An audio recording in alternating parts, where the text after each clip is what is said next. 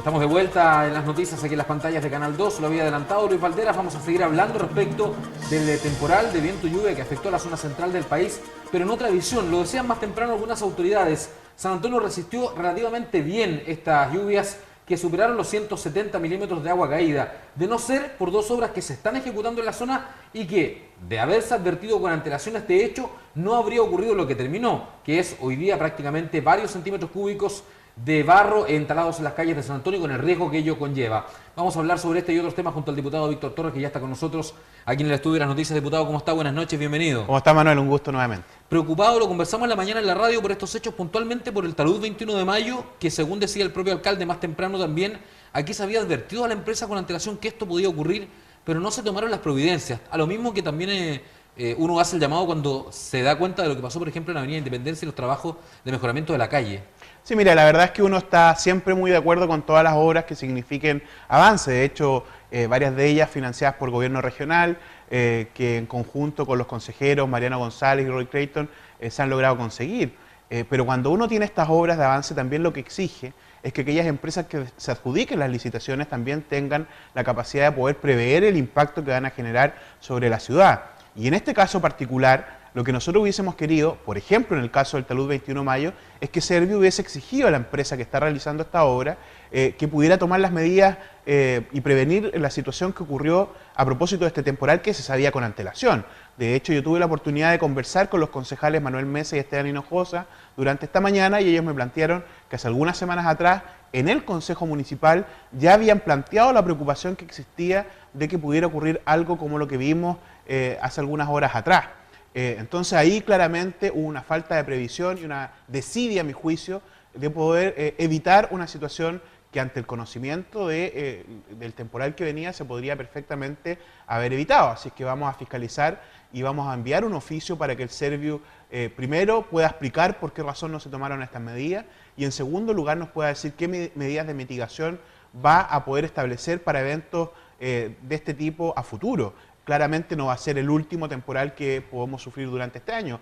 Es posible que vengan otros. De hecho, este fin de semana está anunciado un frente de mal tiempo a partir del viernes. Entonces esperamos que se tomen las medidas que correspondan y que se investigue, en este caso también, por qué no se tomaron a tiempo, siendo que ya se sabía del temporal que venía. En el caso de la calle Independencia también vamos a solicitar que se pueda fiscalizar por qué no se tomaron las medidas correspondientes y el efecto que esto tuvo en casi todo el sector de Barrancas, fundamentalmente inundando muchas calles y también afectando a algunos vecinos de la población aledaña. Y también un tema que nos tiene muy preocupados y que dice relación con la población Juan Aspé. Siempre hemos dicho que estamos disponibles para apoyar proyectos que puedan significar un avance para nuestro puerto, incluido el megapuerto. Pero no puede significar este tipo de avance que en definitiva se desconozca que allí todavía vive gente y que esta gente está sufriendo los embates propios del progreso y el desarrollo. Por las calles de Juan Aspé pasa una cantidad enorme de camiones.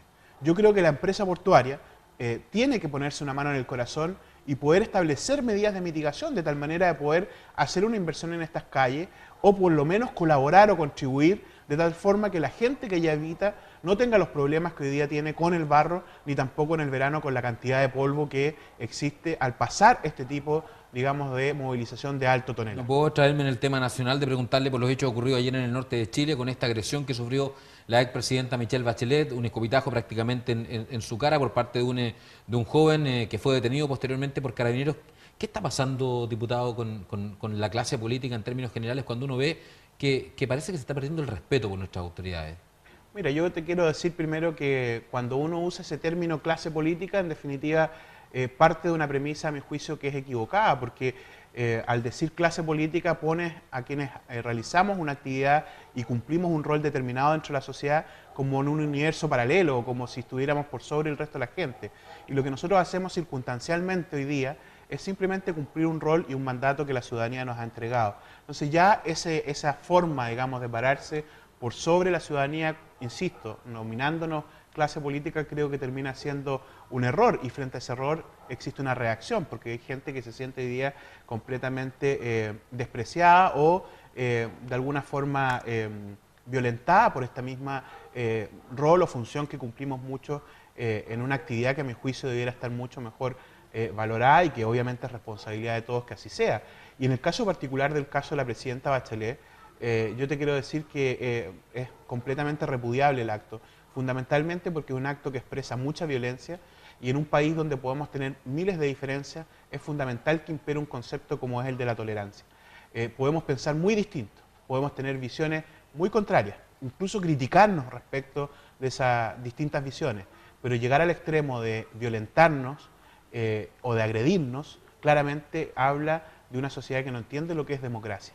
Yo la democracia la entiendo en este marco de respeto del otro como legítimo otro, ¿ya? Incluso más allá de su investidura, sino que por el solo hecho de ser un ser humano que tiene la posibilidad de pensar distinto a mí y actuar de una forma que a lo mejor no deja completamente satisfecho las aspiraciones que uno pueda tener. Entonces, en ese marco democrático es donde nosotros tenemos que profundizar precisamente, a pesar de las diferencias que tengamos, un sistema que en definitiva dé cuenta de las posibilidades de estabilidad, pero también de profundizar aquellos cambios que son necesarios, pero no a través de la violencia, no a través de la agresión. No quiero que responda por otras personas, pero ¿eso lo entiende el resto de los políticos que están con usted en el hemiciclo, muchos de los cuales pertenecen a esta, entre comillas, vieja época de la política? Yo espero que cada vez entiendan más eso varios de mis colegas, porque efectivamente termina siendo una situación compleja cuando la polarización no es tan solo argumentativa, no es solamente por un tema racional, sino que termina siendo en definitiva por una cuestión visceral. Y allí es donde yo creo que se termina empañando la labor que tenemos que realizar.